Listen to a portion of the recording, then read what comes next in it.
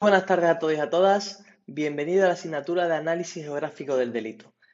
En la asignatura vamos a ver diferentes técnicas en las que podemos utilizar para, sobre todo, lo que es ver cómo se está distribuyendo el delito de forma espacial. En el día de hoy vamos a ver lo que es el primer tema, que está relacionado con un análisis del delito. ¿Qué es lo que vamos a ver en este tema? Pues en este tema vamos a ver diferentes puntos, ¿no? El primer punto de ello está relacionado con la introducción y los objetivos que nosotros queremos conseguir a la hora de impartir dicho tema, ¿no? Después veremos una teoría muy importante, que es la teoría del triángulo de la criminalidad, y después veremos diferentes puntos que tenemos que tener en cuenta a la hora de especificar en un análisis delictivo, ¿no? Como es la perspectiva del delincuente, la definición del problema, el conocimiento del problema y después veremos la aplicación de la regla 80-20, ¿no?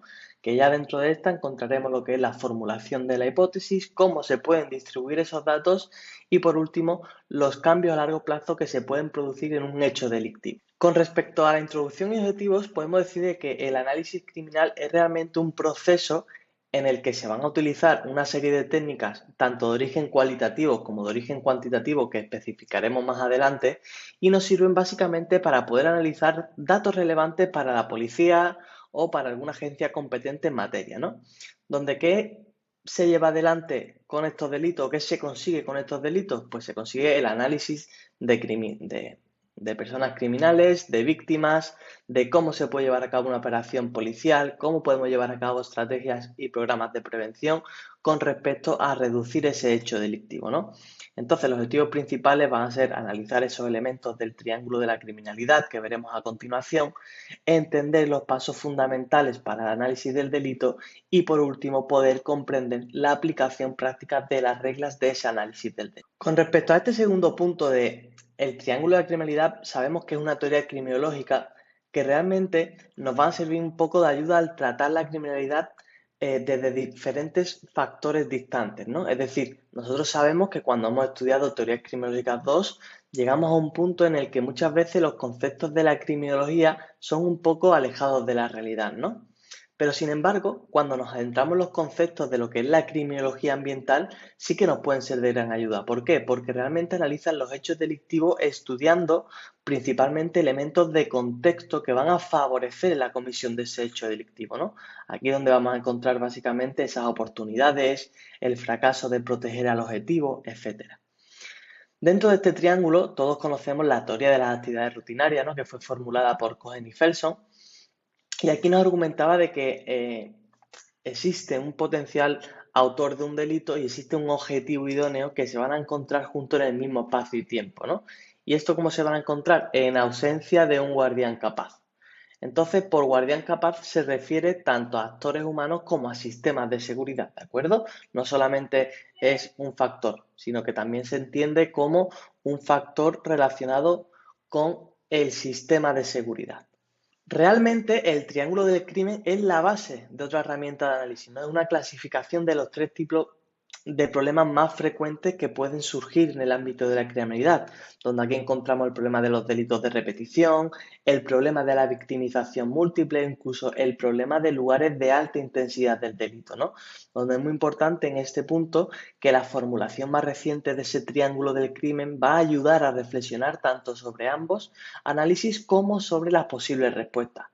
Entonces, aquí podemos encontrar diferentes problemas o diferentes capacidades de análisis, ¿no? Como puede ser desde la víctima al objetivo, por un guardián capaz, por lo que viene siendo el controlador informal o incluso el controlador formal, ¿no? Que es el propio gerente, la propia policía, etcétera. Por último, si añadimos un nivel externo de controladores, se transforma esa clasificación en lo que es lobo, gallina o cueva, ¿no? Que es una teoría de realmente cómo surgen estos problemas recurrentes. Y los problemas luego ocurren cuando los delincuentes pueden identificar objetivos y lugares temporalmente vulnerables. Los problemas gallina suelen ocurrir cuando una víctima va a interactuar continuamente con los delincuentes en varios lugares y los problemas cueva ocurren cuando un nuevo delincuente potencial y nuevos objetivos potenciales se encuentran en el mismo lugar en el que el controlador formal del lugar que viene a ser un poco débil, ¿de acuerdo? Entonces, aquí realmente siempre nos preguntamos qué pueden hacer las víctimas para reducir esa probabilidad de convertirse en objetivos, qué cambios deben ser hechos a los lugares donde ocurren esos problemas? Esas son las preguntas que como analistas futuros nos tenemos que hacer para plantear dicha teoría, ¿de acuerdo? Con respecto a la perspectiva del delincuente, cuando nosotros analizamos un problema y se reflexiona sobre las posibles soluciones, es necesario averiguar realmente las razones por las que se cometen los delitos, ¿no? Donde aquí, sinceramente, no nos referimos a causas sociales o psicológicas, sino más bien a los beneficios inmediatos que puede conseguir ese delincuente. Esos beneficios fácilmente van a depender del tipo de delito que se haya cometido, ¿no? Donde muchas veces nos van a ayudar a definir ese enfoque de la intervención del problema y sobre todo nos va a ayudar eh, a saber por qué los autores cometen esos delitos y esos delitos por qué lo cometen de dicha forma, ¿no? Donde aquí nos encontramos con lo que es la teoría de la elección racional, donde en muy pocos casos poseen toda la información que necesitarían, no dedican suficiente tiempo para planificar sus acciones, toman la decisión de arriesgarse y cometer errores. Entonces aquí es lo que llamamos como racionalidad inmediata. Entonces, ¿qué nos ayuda a nosotros a entender esa capacidad y ese estudio? Pues entrevistarlos, por qué y de qué forma toman esas decisiones, qué acciones hay en cada fase. Entonces, hay muchos que hablan de lo que es el guión del crimen, ¿no? Donde el guión del crimen es una acción que necesita el delincuente a la hora de cometer un hecho delictivo, es decir, es cómo se planifica. Y ese guión es el que nosotros tenemos que intentar comprender e intentar detectar a la hora de nosotros llevar a cabo un análisis, ¿no? Es decir, de que en un ejemplo muy sencillo es cómo ha robado este coche, ¿no?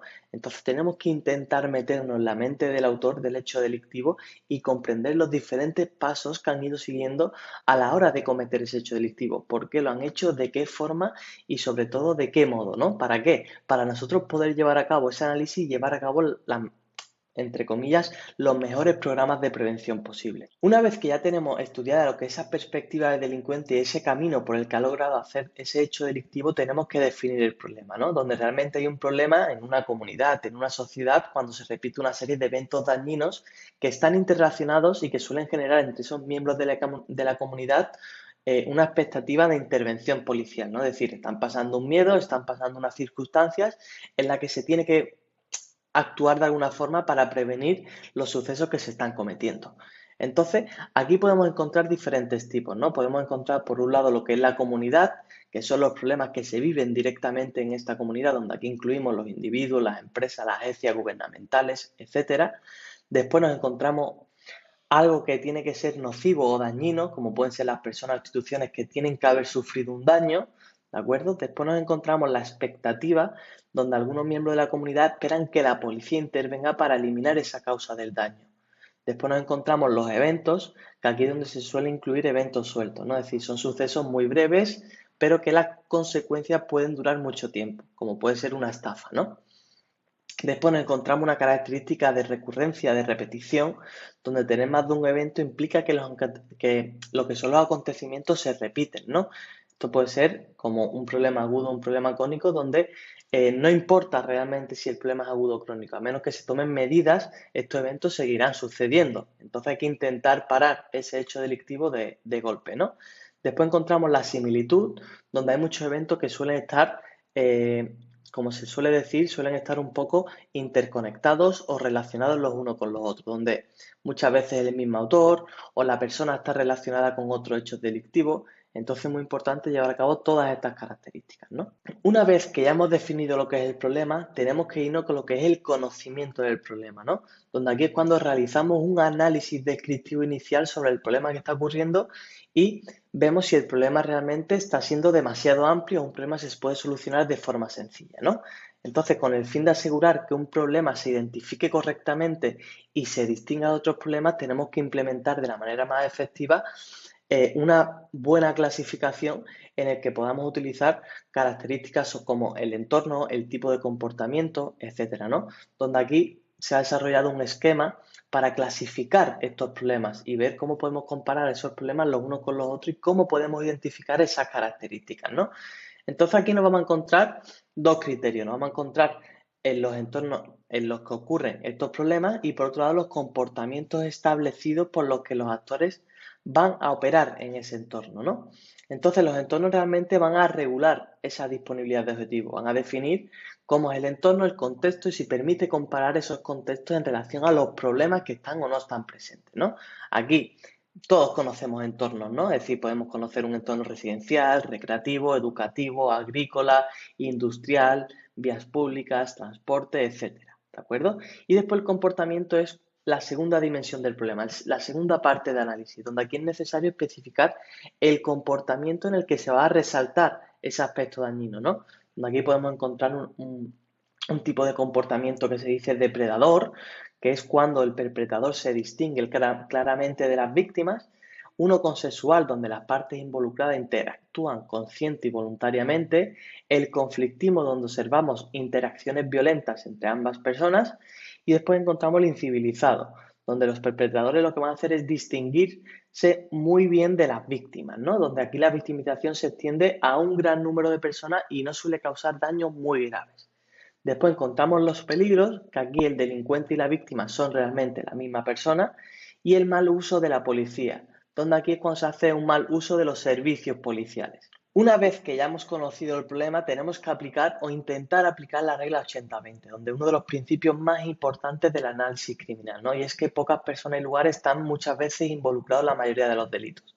Entonces, este fenómeno se define porque el 20% de algo es responsable del 80% del resultado. Realmente es una teoría o un pequeño porcentaje de algo, un grupo en el que es responsable de un alto porcentaje de ese resultado, ¿no? Entonces aquí básicamente se intenta identificar a las personas o lugares a los que se aplica la regla, analizar cuántas veces una persona está asociada con un evento, indicar el orden de las personas o lugares según los eventos que están asociados, calcular el porcentaje de los eventos, acumular esos porcentajes y después calcular proporcionalmente ese peso de porcentaje que tiene cada persona y finalmente comparar ese porcentaje acumulativo de personas o lugares, ¿de acuerdo? Es básicamente una teoría en la que tú vas calculando porcentajes con la intención básicamente de poder analizar si esa persona ha estado involucrada en el hecho o no, ¿vale? Y por último nos vamos con lo que es la formulación de la hipótesis, donde la formulación de la hipótesis es una respuesta que nosotros le damos a un problema. Cuando nosotros hacemos una investigación empezamos con una hipótesis, es decir, nosotros tenemos que empezar una investigación a partir de una pregunta. Entonces, a partir de esa hipótesis podemos contestar cuando finalicemos la investigación si ha sido verdadera o ha sido falsa, perdón. Si se ha rechazado o se ha aceptado. Entonces, las hipótesis se derivan realmente de la experiencia y de la teoría que nosotros tenemos como investigadores. Entonces, es muy importante que obtengamos este conciso y hagamos que la hipótesis sea nuestra brújula. Es decir, la hipótesis nos tiene que guiar en todo momento a la hora de nosotros llevar a cabo un análisis, ¿no? Es la que nos va a sugerir qué tipo de datos tenemos que recopilar, de qué forma tenemos que hacer los análisis, de qué forma tenemos que intentar concluir esos análisis, etcétera, ¿vale? Entonces, es muy importante que esta hipótesis nos lleve a nosotros y nos conduzca siempre en la investigación, ¿de acuerdo? Y por último nos encontramos con la distribución de los datos, donde la distribución de los datos básicamente es el análisis descriptivo que nosotros hacemos una vez que hemos obtenido todas las características y todas las variables que queremos estudiar, ¿no? Aquí normalmente lo más común es hacer la media, la mediana, la moda, son análisis o parámetros estadísticos que hemos estudiado ya en estadística y nos va a ayudar a medir lo que es la dispersión de los datos, como puede ser el rango de cuartil interno, la desviación estándar, y esto nos va a dar unos números, unas características con las que podamos contestar a nuestra pregunta de investigación, ¿de acuerdo? Entonces es muy importante que tengamos en cuenta si utilizamos una escala nominal, una escala ordinal o incluso escalas de cociente. Y por último ya tenemos lo que es los cambios a largo plazo, donde nosotros para visualizar siempre los hechos delictivos tenemos que tener en cuenta una visualización en un gráfico. Es decir, cuando nosotros analizamos ya todo y hemos hecho ya, como vemos en la tabla esta, ¿no? Y hemos visto la media, la moda, la mediana, la desviación típica, la suma, la resta de las variables que a nosotros nos concierne, tenemos que interpretar esos datos mediante un análisis gráfico, básicamente. Estos análisis gráficos los podemos entender de diferentes formas, ¿no? Podemos entender una tendencia general donde nos va a decir los delitos que han ocurrido en ese espacio-tiempo, un análisis más concreto como puede ser análisis gráficos relacionados con un programa de sector, donde nos dice el número de delitos, los episodios que han ocurrido, si hay algún desorden temporal, la tendencia en la que se suele llevar a cabo el hecho delictivo. Es decir, es muy importante que los ciclos de tiempo se puedan descubrir siempre comparando los mismos meses con varios años, ¿no? Así vemos realmente si el problema ha sido algo puntual o es algo que va increciendo, es algo que va creciendo, es algo que va disminuyendo. Entonces es muy importante que se represente siempre todos los hechos delictivos en este tipo de gráficos para ver realmente si ese delito ha sido algo nuevo, algo que ha ocurrido de forma esporádica o es algo que está llevando un crecimiento y hay que actuar de forma inmediata para que no se lleve a cabo más estos hechos delictivos, ¿no? Y con esto hemos terminado. Muchísimas gracias a todos y a todas por vuestra atención y nos vemos en la próxima clase. Un saludo.